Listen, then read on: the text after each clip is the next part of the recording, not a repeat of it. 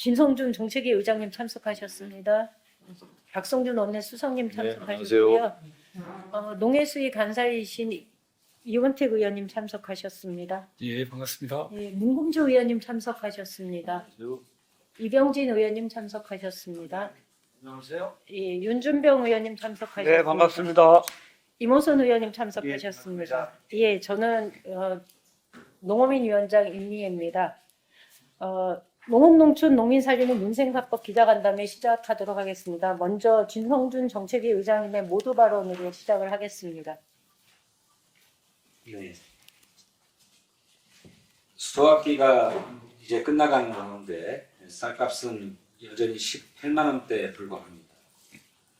지난 11월 15일 기준 산지 쌀값도 80kg 한 가마당 18만 2,872원에 그쳤습니다.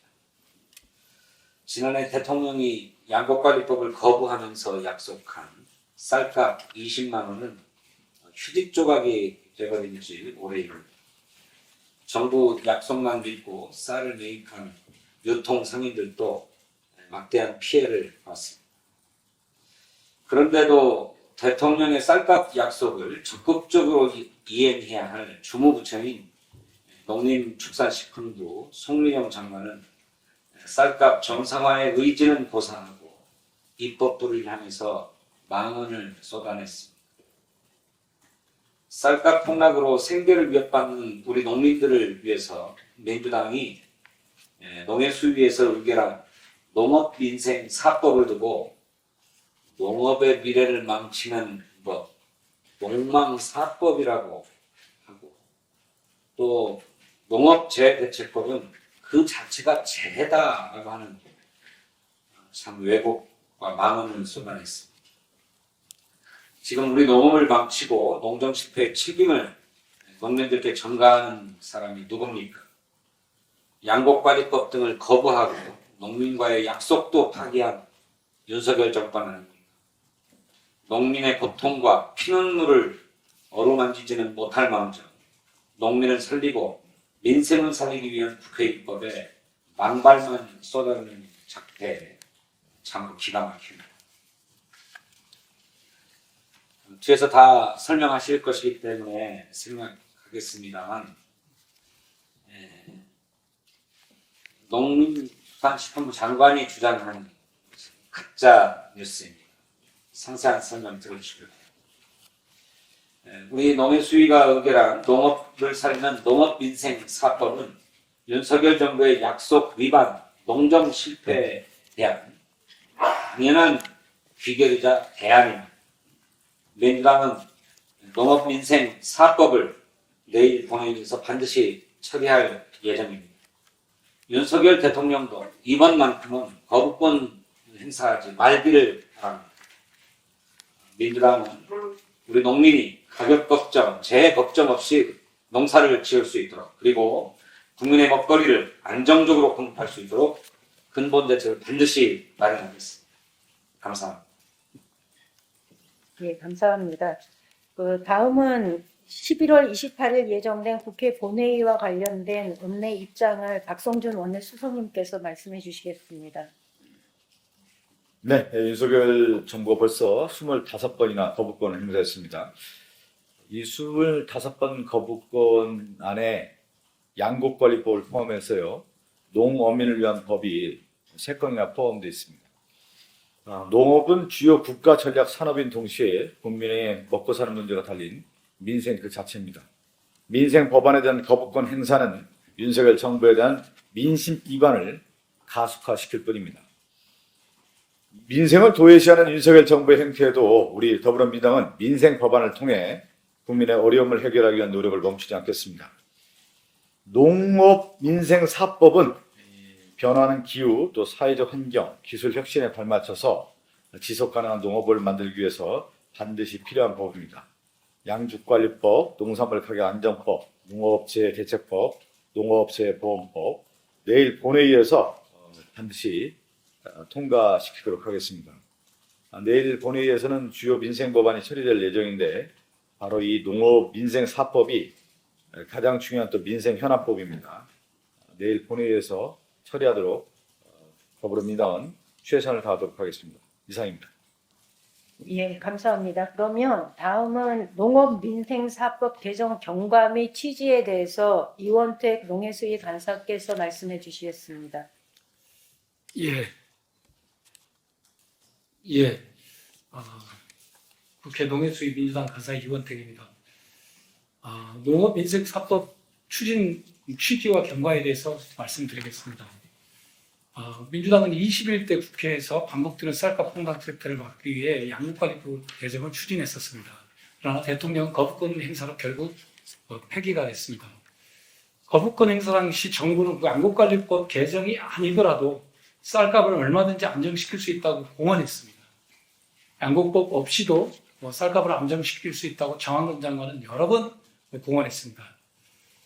민주당과 농업계는 그 약속이 지켜지길 간절히 바랐습니다. 하지만 이후로 쌀값은 안정화는커녕 하락만 이어졌으며 농산물 수급 불안정과 수입 농산물 확대 등으로 농업소득은 주저앉고 생산 기반마저 무너지고 있는 현실입니다.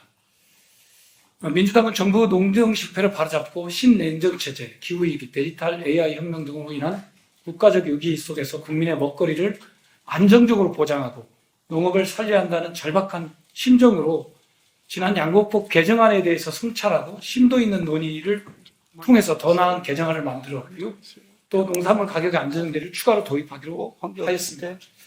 22대 국회 들어 60여 개 농민단체와 소비자단체 등과 총 6회의 논의 및 의견 청취를 하고 날로 심각해지는 기후재난에 대응하기 위해 농업재해대책법과 농업재해보험법 개정안을 저희가 추가했습니다. 민주당 의원 주관으로 각종 토론회와 논의를 거쳐 이상 4개 법안을 지난 7월 25일, 8월 5일 당론으로 채택했습니다. 그리고 8월 27일, 9월 11일 법안 소위 심사를 거치면서 정부에 조정안을 제출했습니다.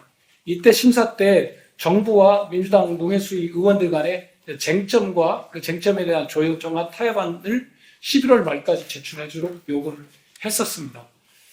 민주당은 법안을 일방적으로 밀어붙이지 않았습니다. 조정안을 요청했을 뿐만 아니라 쌀값과 속값 폭락으로 농민의 삶이 절박한 상황 속에서 농민의 실질적 이익이 중요하다는 생각으로 쌀값 20만 5천 원으로 올리고 환값 등을 안정시킬 수 있는 대책을 마련한다면 법안을 대폭 양보하겠다는 의사를 국정감사 전에 정부 측에 전달도 했습니다.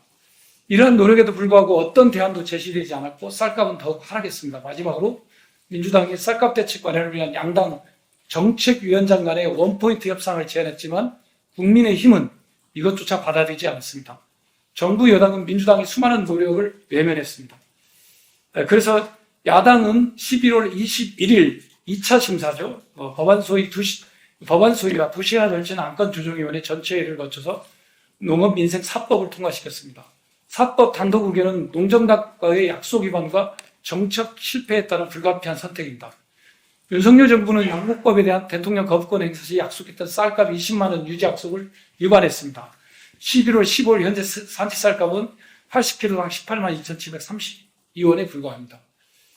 윤석열 정부 쌀 수급 정책의 핵심적 실패는 재배 면적의 감축이었지만 지난 2년간 목표한 6만 헥타르의 절반도 지키지 못했습니다.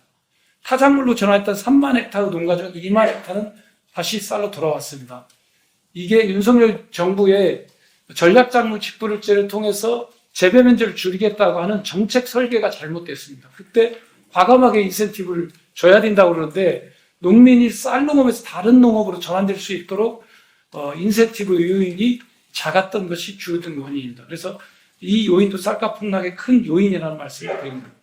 한 포기 한 개에 1만을 넘는 금배추 금사과 사태, 재해를 입은 농가에 대한 실질적 피해 지원은커녕 요구산 저가 농산물을 대부분 수입해 농민들의 이중 고통을 안겼습니다. 그럼에도 정부는 민주당이 발의한 법안에 대해 대안을 내놓지 못할 망정 왜곡과 편의적 여론을 호도하고 있습니다. 농식품부 장관은 대국민 상황에도 모자랄 상황에 농망법이라고 하는 망언으로 농민들의 요구를 폄훼하고 있습니다. 저는 물러설 곳이 없습니다. 민주당은 국민과 농업을 살리는 농업민생사법을 통과시키기 위해 최선을 다할 것입니다. 아울러 쌀값 폭락 및 농정 실패에 대한 송미령 농망 장관의 책임을 물어 여기서 농망장관이라는 표현을 썼습니다. 농업을 망하게 하는 사법이라고 했는데 저희들이 볼 때는 장관이 농업을 망하게 하고 있다서 농망장관의 책임을 물어 장관의 해임 건의안을 추진하고 장관이 국정감사 시 쌀값 20만 원을 지킨다고 약속한 적 없다고 한 사실은 유증에 해당됩니다. 그 외에 여러 가지 유증을 고발도 검토할 것이라는 말씀드립니다. 감사합니다. 예, 감사합니다. 다음은 그 양곡관리법, 농산물가격안정법, 그리고 농업재해대책법, 농업재해보험법의 주요 내용에 대해서 말씀드리겠습니다. 먼저 제가 윤준병 의원님 먼저 하시죠. 제가 피켓을 드려야 되니까 농업재해대책법하고 농업재해보험법에 대한 주요 설명을 윤준병 의원님께서 해주시겠습니다. 네, 전북특별자치도 성북시 고창군 국회의원 윤준병입니다. 농업재해대책법과 농업재해보험법 개정안에 대해서 설명을 드리겠습니다. 잘 아시는 것처럼 최근 냉해, 우박, 집중호우 등 기후위기로 재해 피해가 반복되고 있고 또 그 빈도가 증가하고 있습니다. 이러한 재해 피해를 지원하기 위해서 농업재해대책법과 농업재해보험법을 시행하고 있습니다. 그러나 재해대책은 재해로 인한 농어민들의 전반적인 피해에 대한 지원이 아니라 생계 구호 수준의 지원에 그치고 있습니다.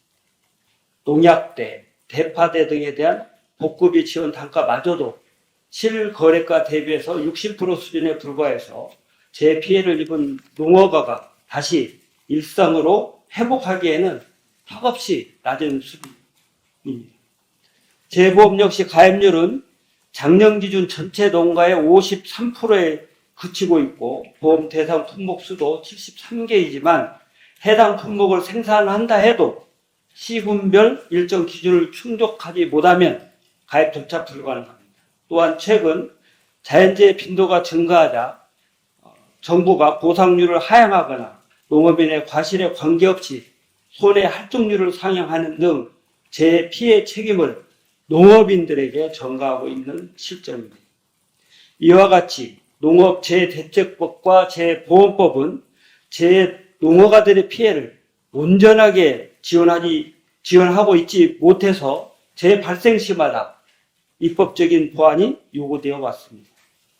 무엇보다 재해대책의 기본법인 재난 및 안전관리기본법 제2조 기본 이념에서는 재난이 발생하는 경우 그 피해를 최소화하여 일상으로 회복할 수 있도록 하는 것이 국가와 지방자치단체의 기본 의무라고 규정하고 있습니다. 그럼에도 불구하고 농업재해대책법과 농업재해보험법에 따른 농업재해 피해를 입은 농어민에 대한 지원은 일상으로 회복할 수 있는 수준에 전혀 미치지 못하고 있습니다. 이러한 입법적 한계 때문에 지난 21대 국회 당시에도 2023년에 여야 원내 대표 간에 입법적 보완에 대해 합의까지 마쳤었습니다. 그러나 재정 부담을 이유로 반대한 기재부 때문에 실질적으로는 원내 대표 간 합의된 사항도 무력화시켜서 실현되지 못했던 사항입니다. 이러한 상황들을 고려해서 우리 더불어민주당은 21대 국회에서 논의된 내용과 여야 합의 정신을 존중해서 재해 피해를 입은 농어민들이 일상을 조속히 회복할 수 있도록 실질적인 지원 사항을 담은 농업재해대책법과 농업재해보험법 일부 개정 법률안을 지난 21일 국회 농해수위 전체에서 의결했습니다. 농업재해대책법 개정안은 농업재해로 피해를 입은 농어가들에게 재해의 기본 안전망으로서 재해 발생 전까지 투입된 생산 비용의 보전, 농업재해보험법 개정안은 재해의 선택적 안전망으로서 재해로 인한 소득 상실분을 담보할 수 있도록 규정했습니다. 농업재해대책법은 농업재해 범위에 이상 고온과 지진을 포함하고 재해 이전까지 투입된 생산 비용을 재해 대책에 반영해 보장하도록 규정했습니다. 이러한 농업재해대책법 개정안에 대해서 송미령 농식품부 장관은 재난 및 안전관리 기본법에 상충된다며 타 지원과의 형평성에 문제가 있다 이렇게 폄하하고 비난했습니다. 그러나 농업재해대책법은 재난 및 안전관리기본법의 특별법으로서 농어민들이 일상으로 회복할 수 있도록 지원해야 한다는 기본법의 기본 이념을 존중하면서 농민의 약자적 위치와 농업재해에 대한 특수성을 반영해서 입법적 보완을 한 것입니다. 따라서 농업재해대책법의 개정에 대해 기본법과의 형평을 문제 삼는 것은 결과적으로 정부가 농어민들의 일상 회복을 위한 지원을 하지 않겠다는 것과 같다고 저는 생각합니다.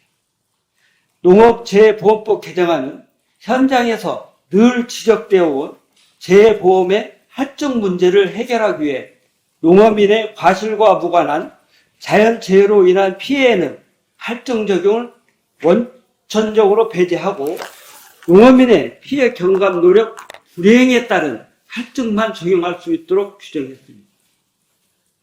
이에 대해서도 송미령 장관은 할증 제도를 다 없애는 것이라고 매도했지만 농가의 노력에도 불구하고 예측 불가능한 자연재해로 피해를 입었을 경우에는 재해대책법이 존재하는 이유와 같이 할증 적용을 배제하여 정책보험이라는 미명하에 농어민들에게 책임을 전가하고 있는 현 제도의 고질적인 문제를 개선한 결과라는 점을 명확히 밝힙니다. 국가의 재정 부담을 이유로 재해로 피해를 입은 농어민들이 일상으로 조속히 회복하도록 하기 위한 지원을 더 이상 미룰 수는 없습니다. 최근 빈발하고 있는 재해로 피해를 입은 농어민들의 고통을 덜어드리기 위해서는 반드시 추진해야 할 농업민생 법안입니다.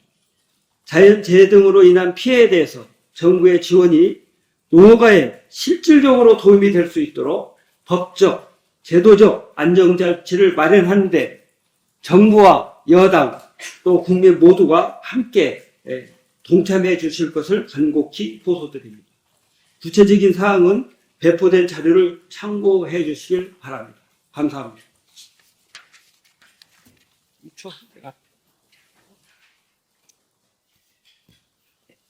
예, 감사합니다. 그리고 사실 재해대책법, 재해보험법과 관련해서 송미령 장관의 발언을 보면 이 재해 관련 법안이 재해 수준이다라는 발언을 하셨습니다. 그런데 이 두 법안의 개정안의 핵심은 농가가 지속 가능하게 하자라는 겁니다. 자연재해로 인해서 기후위기로 인한 자연재해로 피해를 입은 농가가 이 농민으로서의 삶을 더 이상 영위해 나갈 수 없다면 그것은 국가가 나서서 제도적으로 보장해 주어야 되지 않겠느냐라는 그 농가의 지속 가능성을 바탕에 깔고서 우리가 개정안을 준비했다는 것을 말씀드립니다. 현장에 가면 재해 관련 법안에 대해서는 요구가 상당히 오랫동안 지속적으로 있었습니다. 그런데 이 개정안에 대해서 그거야말로 재해 수준이다라고 폄하하는 농식품부 장관은 주무부처 장관으로서 발언이 이미 도를 넘었다라는 얘기를 말씀드리겠습니다. 다음은 제가 양곡관리법과 농안법에 대한 주요 내용들을 말씀드리겠습니다.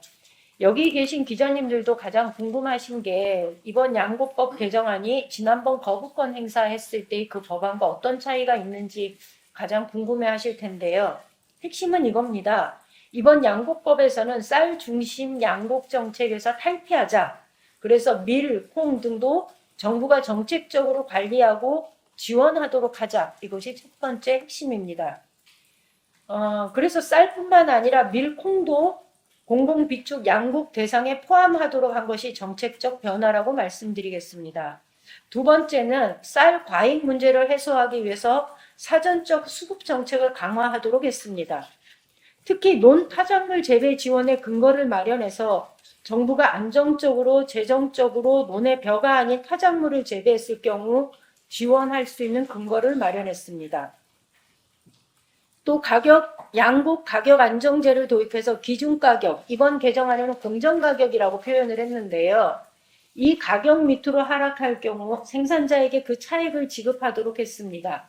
기후 위기 시대 가격 폭락에 대한 리스크를 농가가 무조건 지는 것이 아니라 국가가 일부 책임지도록 한 것으로 이해해 주시면 좋을 것 같습니다.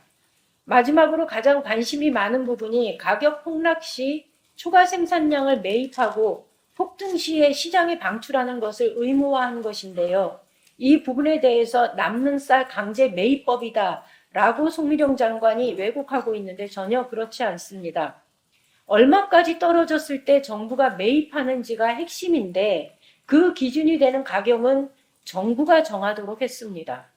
지난번에 대통령이 거부권 행사했던 시의 내용은 뭐였냐면 초과 생산량 3% 이상, 쌀값 5% 이상 하락한 경우에 초과 생산량을 의무 매입하도록 기준되어 있었습니다. 그런데 이러한 시장 격리 기준을 법에 그전에는 명시했지만 이번 개정안에서는 그 기준에 대한 권한을 전적으로 정부에 넘긴 겁니다.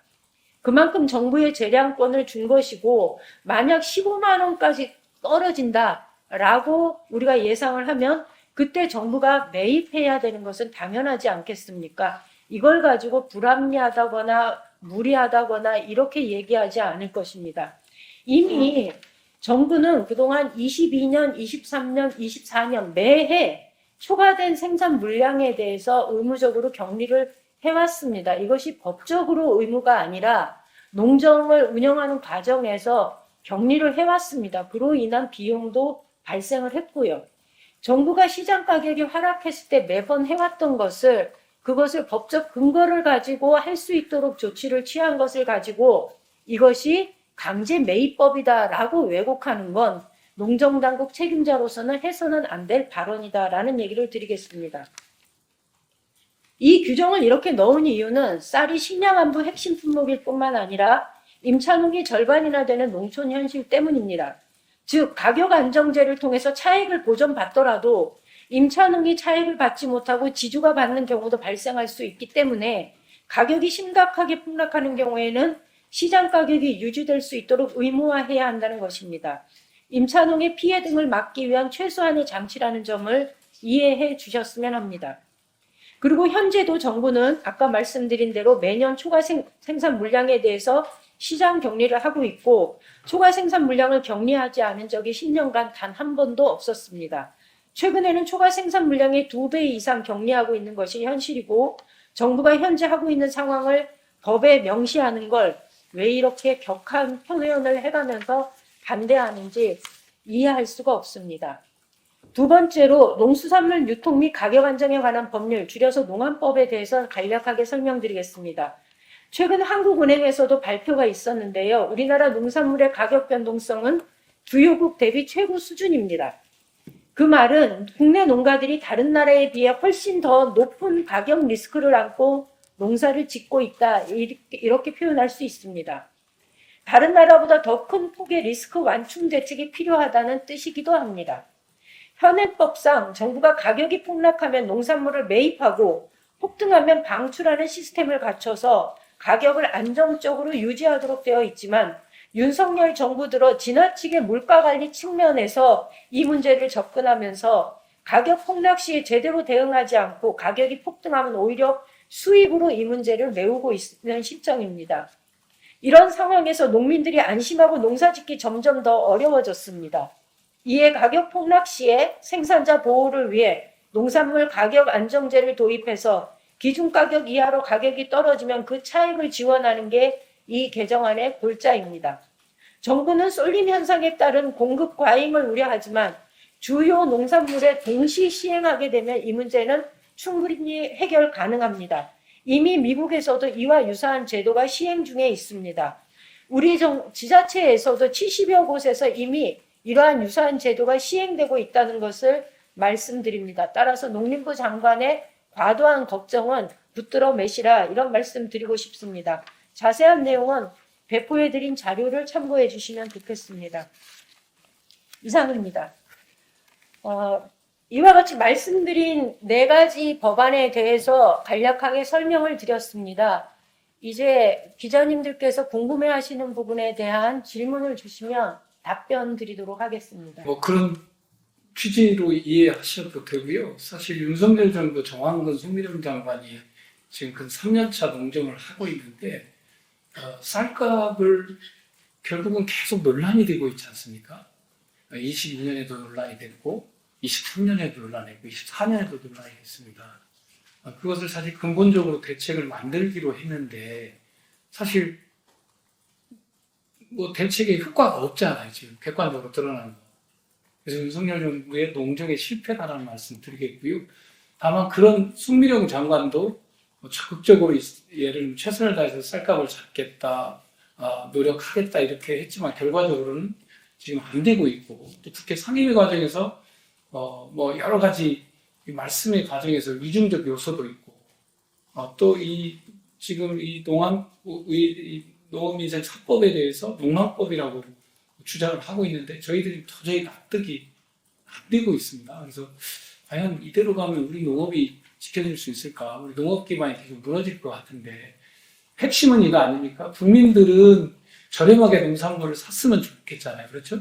국민들은 저렴하게 농산물이 많이 공급되면 좋은 거고 농민들은 농산물을 생산하는 사람이기 때문에 많은 농산물을 생산해서 시장에 내놓아야 되고 그걸 적정한 가격에 국민들은 쓰면 되는 거 아니겠습니까? 부족한 건 수입으로 이제 하는 건데 이 균형점을 잡아야 되는데 이 균형점을 농민의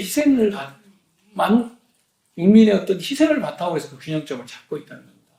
그래서 저희가 가격 안정제법은 사실 우리 농민들이 많은 농산물을 생산해서 시장에 공급하고 또 적정한 가격에 국민들이 소비할 수 있도록 하는 법인데 숙미령 장관이 그렇게 여러 번 저희가 유중적 요소가 있다고 말씀을 드려왔고 이 법에 대해서 얘기를 해왔는데 그런 점에서 이대로 가다가는 한국 농업이 어떤 막다른 길목에 들어갈 것 같다는 판단입니다. 용암도 포함해서요. 또 윤석열 정부 들어와서 뭐 쌀값과 관련된 또 농산물 가격과 관련된 여러 가지 개선을 하기 위한 야당의 노력이 있어 왔습니다. 특히 뭐 양곡관리법 개정을 통해서 제도적인 변화를 추구해 오기도 했습니다. 그러나 아시는 것처럼 윤석열 정부는 양곡관리법 개정안이 국회에 통과됐을 때 거부권을 행사하면서 쌀값을 정부가 20만 원 수준 이상으로 유지하겠다고 약속을 했죠. 그런데 그 약속마저도 지난해 전혀 지켜지지도 못했고 금년 내에도 지켜지지 못했습니다. 그러면서 답변하는 내용이 수학기 쌀값을 약속했다 이렇게 돌변했고 금년의 경우에는 사실상 20만 원 이상을 넘어간 적이 한 번도 없었습니다. 이제 수학기가 도래된 지금 시점에서는 수학기임에도 불구하고 쌀값 20만 원 자체도 요원한 수준입니다. 그러면 윤석열 정부 2년 6개월 동안 진행된 농정과 관련된 평가를 하고 그 농정 실패에 대한 책임을 추궁해야 되는데 추구하는 내용 속에는 대통령을 탄핵하거나 해임시킬 수 없기 때문에 장관을 통해서 해임하거나 탄핵하거나 이렇게 책임을 묻는 방법이 있지 않겠습니까? 다만 이번 국정감사 과정에서 쌀값과 관련된 약속이라든지 자료 제출 내용이라든지 여러 가지 내용이 위중적 요소가 위법적인 요소가 발견되어 있기 때문에 이런 내용들이 종합적으로 검토돼서 윤석열 정부의 농정 실패에 대한 책임 추궁하는 방법의 일환으로 송미령 장관에 대한 책임 추궁도 함께 검토되고 있다 이렇게 말씀드릴 수 있을 것 같습니다. 예, 아울러서 한 가지 더 말씀드리겠습니다. 그동안 정부는 저희한테 끊임없이 쌀값 20만 원 선 유지하겠다라는 얘기를 했습니다. 그런데 여러 존경하는 의원님들 말씀하신 것처럼 실제로 약속 지키지 않았습니다. 그리고 면적 조정하겠다. 저희 기다렸습니다. 1년 넘게 기다렸는데 실제로 면적을 조정하기 위한 노력들이 성과를 전혀 내지 못했습니다.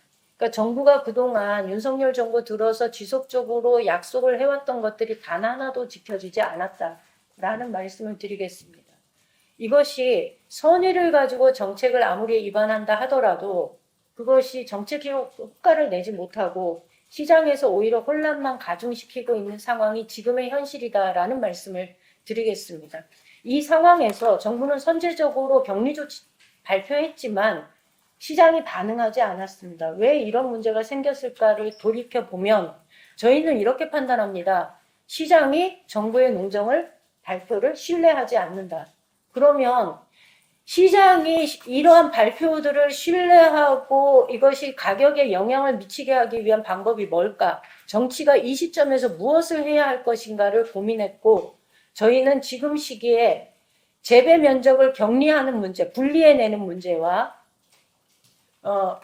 쌀이 적정한 가격 이하로 떨어졌을 때 그것을 수매하겠다는 것을 그냥 해마다 자의적인 판단에 의해서 수매하는 방식이 아니라 제도적으로 보장해내는 것, 이 두 가지 조치를 법안에 담는 것이 지금 우리가 할 수 있는 최선의, 정치가 할 수 있는 최선의 선택이다라는 판단을 했고, 그로 인해서 여야가 합의가 되었으면 가장 좋았겠지만 안타깝게도 합의에 이르지는 못하고 야당 단독으로 이 법안을 통과시키게 되었다는 말씀을 드립니다. 이러한 조치가 지금 시기에 이루어지지 않는다면 이제 곧 있으면 내년에 다시 농가는 내년 농사 계획을 세워야 하는 시기인데 지금 시기를 놓치면 내년에 이 지금 나락 재배 면적에서 얼마큼을 분리해낼지 더 이상 저희가 예측하기 어려운 상황입니다. 그래서 지금 시기에 저희가 이런 법안을 통과시키게 되었다는 말씀을 좀 드리겠습니다. 예, 양공법에서 이제 최고의 쟁점은 이제 뭐 아까 얘기했던 핵심적인 사항은 사전에 논의 타작물을 재배해서 사실 이제 타작물 재배 셀이 들잖아요. 한 8만 헥타 정도면 40만 톤짜리. 그것만 빨리 예를 들은 타작물을 심도록 하면 성과를 낼 수 있는데 그것에 대한 법적 근거가 들어가 있는데 거기에 대해서는 이견이 없습니다. 그리고 사전 수급 조절도 이견이 없습니다. 마지막에 하나가 뭐냐면 이제 15% 이하로 쌀값이 떨어졌을 때 그 차익을 보존하는 부분이 있습니다. 근데 사실 수급 이것은 매년 보존하는 게 아니고 수급이 잘 되면 문제가 없습니다. 그러니까 핵심은 전자에서 8만 헥타 정도면 40만 톤이거든요. 8만 헥타면 전략작물 직불제를 제대로 설계해서 집행했으면 좋은데 정부가 지난 2년 동안 6만 헥타를 했는데 3만 헥타 정도의 성과를 냈어요. 근데 그 중에 2만 헥타도 또 다시 쌀로 돌아왔어요. 왜 그러냐면 산업이 전환될 때는 인센티브를 정확히 줘야 전환을 하잖아요. 그리고 그 또 다른 농작물을 기술을 습득하고 거기에 적응을 해야 되기 때문에 거기에 걸맞는 인센티브를 줘야 하는데 인센티브를 찔끔 주게 그랬다는 말씀드립니다. 그게 안 됐다는 거죠. 그게 되면 사후적으로 차액 보전할 일은 거의 없을 겁니다. 그 특별한 경우에만 나온다는 그런 점에서 이견이 하나 있었다는 말씀 드리겠고요. 농안법도 똑같은 이견입니다. 농안법도 다양한 16개 농산물에 대한 이렇게 하락했을 때, 다른 건 다 동의하는데 하락했을 때 그 차액 지원하는 부분에 대해서 말씀드리는 거고, 그것도 사전적으로 수급 조절하고 재배 면적 조절하고 이런 것들은 큰 이견이 없다는 말씀 드리겠고, 농작물 농작물 그 재해대책법과 관련해서는 이제 핵심적 차이가 재해를 입었는데 생계 구호 차원의 지원이냐, 아니면 그 이상의 생산비까지 투입된 거냐 이런 건데, 여러분들 생각해 보십시오. 행안부의 재난안전기본법에는 이제 생계 구호 정도입니다. 그러니까 예를 든다면 폭풍이라든가 홍수라든가 지진이 났을 때 집이 파괴되거나 물이 침수되거나 그러면 그걸 좀 리모델링하고 장판을 깔아주고 벽지를 깔아주고 뭐 이런 생계 구호적인 거거든요. 일정 기간 먹을 걸 제공해주고 그런 생계 구호적인 지원입니다. 그건 뭐 맞습니다. 그러나 농작물은 농민들의 1년 소득의 전체입니다. 그렇잖아요. 노동자들은 월급이 1년 소득의 그 전체지만 농작물은 농민 1년 소득의 전체거든요. 이게 만약에 심각하게 재해가 왔을 때 농민들은 1년 동안 다음에 농사 짓는 거 먹고 사는 게 지장이 생기는 겁니다. 그래서 대상이 생계 구호 수준이 아니라 농작물은 생산비 재해가 일어나기 전까지 생산비 투입해야 된다는 거죠. 근데 그쪽은 생계 구호 정도에서 약간 현실화하겠다는 거고, 우리는 그렇게 하면 농민들이 다시 일어날 수가 없다는 측면이고요. 그 다음에 재보험법은 핵심적인 차이는 그런 겁니다. 보험을 가입했는데 예를 든다면 자동차 보험이나 이런 것을 인간의 과실로 인해서 보험이 발생할 때 할증을 하잖아요. 할증을 해줍니다. 보험료가 올라간다. 그런데 자연재해는 인간의 어떤 과실이 아니잖아요. 근데 그 자연재해가 한 번 왔어요. 그러면 할증을 받습니다. 농민들이 농작물 재해보험법을 받으면 두 번 왔으면 또 두 번 이상의 누적 할증을 받습니다. 근데 그 자연재해는 인간의 노력 부분이 아니거든요. 혹시 인간의 노력으로 막을 수 있는 부분이 있는 것을 게을리했다면 그것은 할증을 부과해야 맞습니다. 그래서 농작물 재해보험법이 자연재해를 할증의 주 요소로 하면 안 된다는 겁니다. 그걸 제외한 농작물 재해보험법을 설계해야 된다는 건데 그쪽은 이걸 동의하지 않습니다. 동의를 안 하는 거죠. 그래서 그런 차이에서 기후위기 시대의 농민들의 재해대책과 재해보험법이 부족하기 때문에 저희들이 이제 관찰을 하려고 했고, 이것을 8월 20 며칠 날 1차 토론을 다 했습니다. 쟁점별로. 4개 법에 대해 토론했고, 11월 20일 날 2차 심사를 했던 거죠. 네, 그렇게 쟁점은 그렇습니다. 조금 길게 설명드렸는데요. 예, 이게 할증 중에서 이제 저희가 할증이 시군 단위로, 요즘은 이제 조금 축소돼서 읍면 단위로 할증이 붙습니다. 그런데 재해를 안 입은 자연재해를 안 입은 농가도 그 지역에서 그 해당 품목을 농사 짓는다는 이유로 할증이 똑같이 적용이 됩니다. 이러면 농가 입장에서는 재해를 입지 않으려고 내가 사전적으로 다양한 노력들도 했고, 그래서 실제로 재해 입지 않았음에도 불구하고 그 지역에서 농사를 짓기 때문에 그 품목에 대해서 할증이 적용된다면 농가 입장에서는 좀 억울한 거죠. 그래서 할증 제도에 대한 전면적인 좀 개편이 필요하다라는 취지가 이 재해보험법의 개정안을 저희가 준비하게 된 배경이라는 말씀 드리겠습니다. 우리 송미령 장관께서 농업 재해대책법, 재해보험법을 자체가 재해라고 그랬는데 저는 이렇게 좀 답변해 드리고 싶어요. 윤석열 정권과 송미령 장관이 그동안 시행해온 농정에 대한 무지, 무능력, 무책임 그 자체가 농민들에 대한 재해다. 이렇게 되돌려 드리고 싶습니다. 저도 마지막으로 한 말씀 드리면, 아까 제가 말씀드렸는데 우리 국민의 먹거리를 생산하는 농민이 한 230만 명 됩니다. 그분들 중에 쌀 농업을 하시는 분이 50%가 넘습니다. 그러니까 한 120만 명이 됩니다. 아까 우리 도시에서 사시는 이제 노동자들, 근로자들은 월급이 생존권이잖아요. 월급을 가지고 임금 협상하고 단협을 합니다. 그것을 통해서 가게의 생존을 끌어가는데, 농민들은 농산물 가격이 생존입니다. 사실 농산물 가격이 임금을 받는 구조가 아니기 때문에. 그래서 특히 쌀 농사는 120만 명이 넘습니다. 그래서 중요한 포지션을 갖고 있기 때문에 농민들한테는 큰 타격이 될 수 있습니다. 농업소득에 큰 타격이 될 수 있기 때문에, 그래서 저희가 쌀값 정상화를 요청하기 위해서 천방송도 하고 원포인트 긴급 협상을 좀 하자고도 하고 그러는데 정부 측이 답변이 없습니다. 그래서 농민의 이익에, 현실적 이익을 우선으로 하기 위해서 타협도 하려고 정부 측에 그런 안을 냈는데 결국은 지금 상황에 이르게 됐다는 말씀을 드립니다. 그래서 120만 쌀농업인들의 어려운 처지를 우리 여기 계신 언론인 여러분들이 좀 잘 헤아려 주셨으면 좋겠다라는 말씀을 드리겠고요. 그런 차원에서 우리가 이렇게 어떤 양곡법, 농안법, 또 앞으로 이제 기후가 일상화될 겁니다. 기후위기가 일상화되기 때문에 이걸 헤쳐갈 농민들의 어떤 역경과 무게가 있거든요. 그걸 돌파해내야 되는데 이걸 수입으로 때우겠다? 그렇게 안 됩니다. 또 저희들이 지금 이번 국정감사 때 수입이 와서 과연 물가에 어떤 영향을 줬는가에 대해서 전면적이긴 하지만 부분적 검토를 했는데 효과가 없었다는 게 제적 의견입니다. 수입업자들의 이익만 배불렀다는 거고. 그래서 저희가 수입업자들의 명단 자료를 요청했는데 그걸 안 주는 겁니다. 예. 수입업자들이 수입해가지고 여기서 뭐 여기가 사과가 뭐 100원이다 그러면 한 50원에 수입해 와서 70원, 80원에 파는 거죠. 근데 사실 50원에 팔아줘야 되는데 그래서 수입업자들이 배를 들리는 결과가 됐다는 거예요. 그런 저희는 생각을 하고 있고요. 그래서 요것을 바로잡지 않으면 어려울 거다 이렇게 보고 있습니다. 예, 제 말씀 마치겠습니다. 농망 송미령 국회의원을 규탄하지 않을 수는 없습니다. 장관, 네, 개헌이 아니고 장관이죠.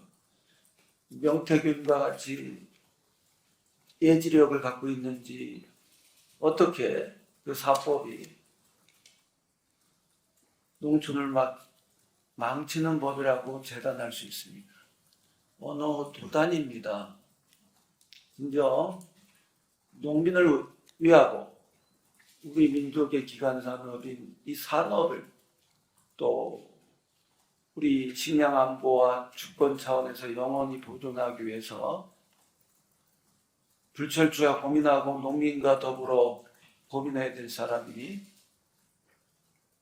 그 누구도 보장할 수 없는 수단만 가지고 우리 야권에서 모든 정성을 다 들이고 모든 변수를 다 고민해서 만든 법을 이렇게 일가라는 착태는 규탄할 것이고 우리 야권과 함께하는 모든 농어민들은 좌시하지 않을 것입니다. 이상입니다.